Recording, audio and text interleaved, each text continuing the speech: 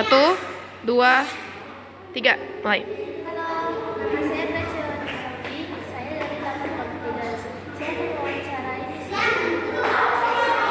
terus bagi Bagi saya, Roh Kudus itu adalah Roh yang selalu yang selalu membimbing kita, mengarahkan kita dalam setiap melakukan suatu perbuatan yang baik.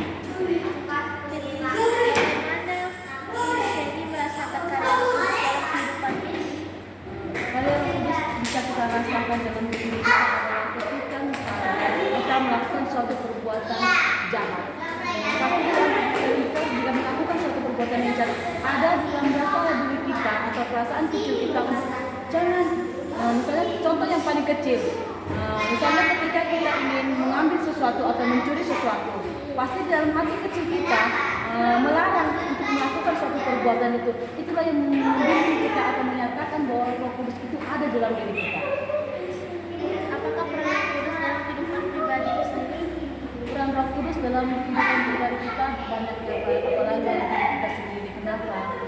Karena Roh Kudus inilah yang selalu mengarahkan kita perbuatan untuk melakukan suatu perbuatan itu, menolong kita, perbuatan itu mengerahkan diri kita untuk suatu melakukan pelayanan atau menyatakan kasih Tuhan melalui dalam diri kita Roh Kudus kita. Apakah peran Roh Kudus dalam kehidupan jemaat? Kalau peran Roh Kudus bagi jemaat itu sangat banyak ya. Kenapa kita bilang sangat banyak? Karena kan jemaat ini pun bermacam-macam.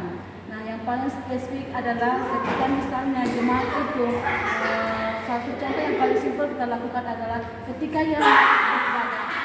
Pasti Roh Kudus di dalam diri dia akan selalu membimbing dia atau mengarahkan dia untuk mau dapat beribadah kembali atau kita memuji Tuhan.